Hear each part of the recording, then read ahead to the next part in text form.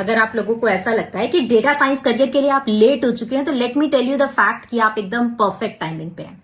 Finance, health care, sales वालों को ऐसा लग रहा है कि कोडिंग वाले हमसे आगे हैं, फ्रेश ग्रेजुएट्स एमएल का कोड लिख रहे हैं, हम सिर्फ सिंटेक्स ही सीख रहे हैं अब तक। ऐसा कुछ भी नहीं है। अगर आपके पास ऐसी कोई फीलिंग है तो इस वीडियो को कंप्लीट देखना, मैं आपके सारे डाउट्स क्लियर कर दूंगी। रियल फैक्ट के बारे में बात करेंगे। यस, तो आपने क्या देखा है? आपने एक रियल वर्ल्ड देखा है। उन्होंने क्या देखा है? सिर्फ नोटबुक देखी है, उनके पास कोई एक्सपीरियंस नहीं है। उन्होंने डेटा देखा है, आपने कॉन्टेक्स्ट देखा है। तो उस चीज को यूज करो। Let me simplify that. अगर आपको इस इंडस्ट्री में टॉप पर रहना है तो सबसे पहली चीज, आप अपनी इंडस्ट्री के बारे में बात करो। आप अपनी इंडस्ट्री से रिलेटेड ही प्रोजेक्ट बनाओ। अगर आप हेल्थ केयर से आते हो तो पेशेंट डिले प्रेडिक्शन प्रोजेक्ट बना सकते हो। आप अपनी स्टोरी के बारे में बात करो। जो प्रॉब्लम्स आपने देखी हैं उसी से रिलेटेड डेटा लो, उसी का सोल्यूशन बनाओ।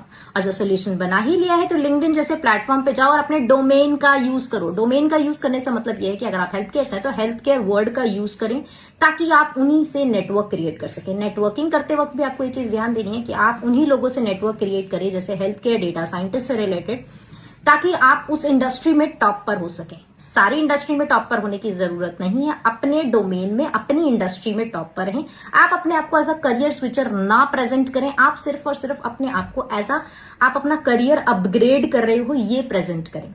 ये आपके ब्लॉग्स में होना चाहिए। आपने ऑलरेडी प्रैक्टिकली प्रॉब्लम देखी है तो आप मेंशन कर सकते हो कि जब मैं इस पर्टिकुलर हॉस्पिटल में वर्क कर रहा था, ये इस पर्टिकुलर कंपनी में वर्क कर रहा था, तो मैंने ये सारी चीजें देखी।